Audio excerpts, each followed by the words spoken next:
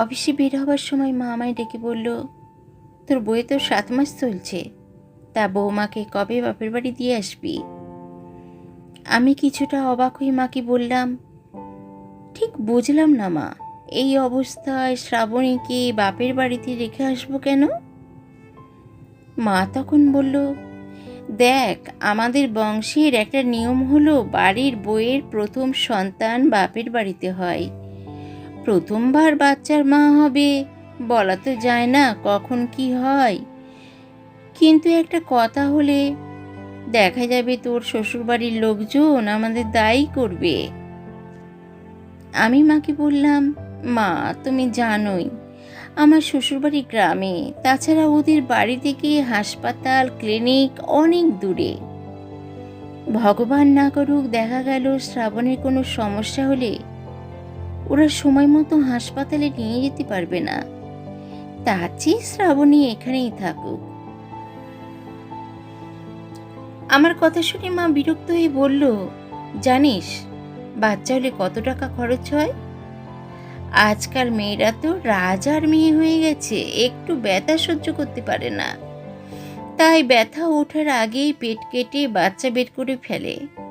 তাছাড়া এইসব সিজার করতে অনেক টাকা পয়সা লাগে, তাই আমার কথা মতো বৌমাকে ওর বাপের বাড়িতে দিয়ে আয়। ওদের মেয়ে, ওরা এইসব ঝামেলা দেখুক। আমি মুচকি হেসে মাকে বললাম, শ্রাবণী ওদের বাড়ির মেয়ে হলেও সে এখন আমার স্ত্রী, আমার অনাগত সন্তানের মা, তাই ওদের থেকে আমার দায়িত্ব আর কর্তব্যটা অনেক বেশি। মা, আমার অফিসে দেরি হয়ে যাচ্ছে, আমি গেলাম। আর কয়েকটা টাকা পয়সার জন্য আমি আমার স্ত্রী আর সন্তানের তাদেরকে আমি ঝুঁকির মধ্যে ফেলতে পারবো না। এই কথা বলে আমি যখন মার রুম থেকে বের হলাম তখন খেয়াল করি শ্রাবণী দরজার আড়ালে দাঁড়িয়ে আছে। আমায় দেখে শ্রাবণী শুকনো হাসি হেসে বলল, আকাশ, ঈশ্বরের কৃপায় আমার কিচ্ছু হবে না, তুমি আমায় আমার বাপের বাড়ি দিয়ে এসো। শ্রাবণীর শুকনো হাসির পিছনে কতটা কষ্ট আর অভিমান জমা ছিল সেটা আমি ঠিক বুঝতে পেরেছিলাম।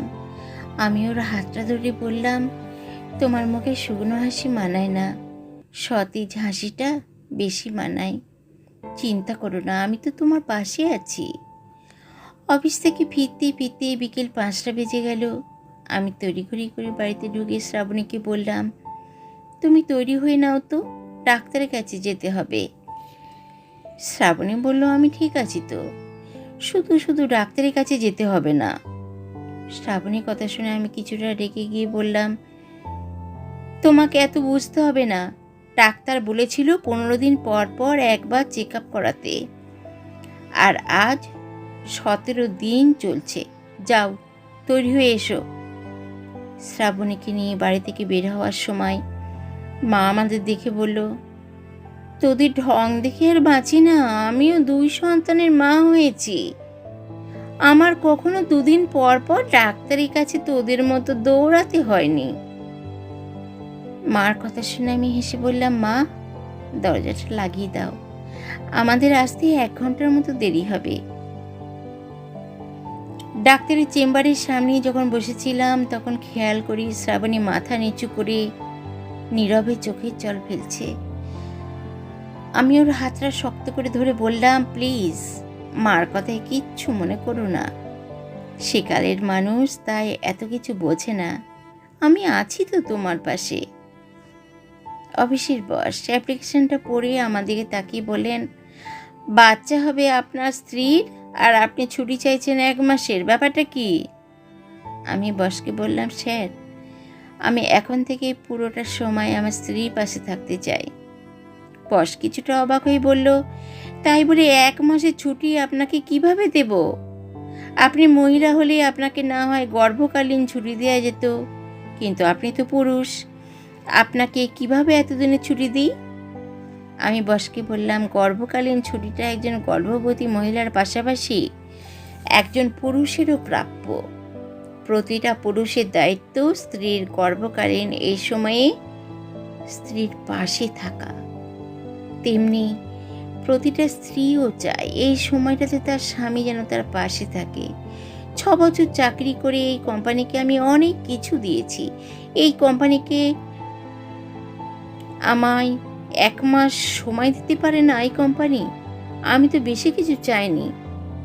বস আমার কথাগুলো চুপচাপ শুনে বলল, ঠিক আছে আপনি যান, আমি বিষয়টা দেখছি। কয়েকদিন হলো বড়দিদি আমাদের বাড়িতে এসেছে। আমি খেয়াল করছি বড়দিদির যে কাজগুলো নিজের করা উচিত সেই কাজগুলো শ্রাবণীকে দিয়ে করাচ্ছে। সেদিন খেয়াল করি বড়দি এক মনে টিভি সিরিয়ালে দেখছে আর শ্রাবণীকে বলছে, আমার বাচ্চার দুধটা একটু গরম করে দাও তো। আর একদিন শুনি বড়দি বিছানায় শুয়ে থেকে শ্রাবণীকে ডেকে বলল, আমার মাথাটা খুব ব্যথা করছে, আমায় 1 কাপ কড়া করে কফি বানিয়ে দাও তো। আজ সকাল থেকে শ্রাবণীর শরীরটা একটু খারাপ। এই অবস্থায় বড়দি শ্রাবণীকে বলল, তোমার হাতের পাটিসাপটা পিঠা তোমার জামাইবাবু খেতে খুব পছন্দ করে, তুমি আজ আমায় কতগুলো পাটিসাপটা পিঠা বানিয়ে দিও। আমি খুব অবাক হচ্ছিলাম আমার বড়দির কথা শুনে, তাই কিছুটা রেগে গিয়ে বললাম, তোর বরকে তুই নিজে পিঠা বানিয়ে খাতে পারিস না? তুই আমার বউকে বলছিস কেন? বড়দি মুখ বাঁকিয়ে বলল, বই চামচাগিরি করছিস নাকি? আমি বললাম, কেন চামচাগিরি করছি না, শুধু তোর মতো একটা শিক্ষিত মেয়ের ভুলগুলো চোখে আঙুল দিয়ে দেখিয়ে দিতে চাইছি। তুই নিজেও একটা বাচ্চার মা, তুই তো বুঝিস এই সময় একটা মেয়ের কত রকম সমস্যা হয়। তুই কি করে এই অবস্থায় আমার বউকে বলিস তোর বাচ্চা দুধ গরম করে দিতে, তোর জন্য কফি বানিয়ে দিতে, আর আজ বলছিস তোর বরের জন্য পিঠে বানাতে? মেয়েটা প্রথমবার মা হচ্ছে, মনে কত রকমের ভয় থাকতে পারে। কোথায় তুই শ্রাবণীকে একটু সাহায্য করবি, একটু মনে সাহস দিবি যেন সে ভয় না পায়। তা না করে উল্টে তুই ওকে পিঠে বানাতে বলছিস। এমন সময় মা খুব রেগে গিয়ে বলল, আমি এমন ছেলে পেটে ধরেছি যে কিনা নিজের বইয়ের জন্য নিজের বড় বোনকে কথা শোনাচ্ছে। কি এমন তোর বউকে বলেছে যে তুই তোর বোনকে কথা শোনাচ্ছিস? কয়েকটা পিঠে বানিয়ে দিতে বলেছে বলে। অথচ তোরা যখন আমার পেটে ছিলি তখন আমি সংসারের সমস্ত কাজ একা হাতে করতাম।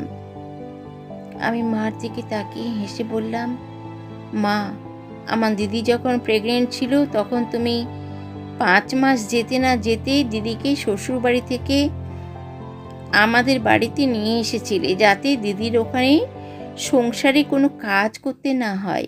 আমি দেখেছি দিদিকে দিয়ে তুমি কাজ করানো তো দূরে থাক, দিদিকে কখনো রান্নাঘরে যেতেও দাওনি।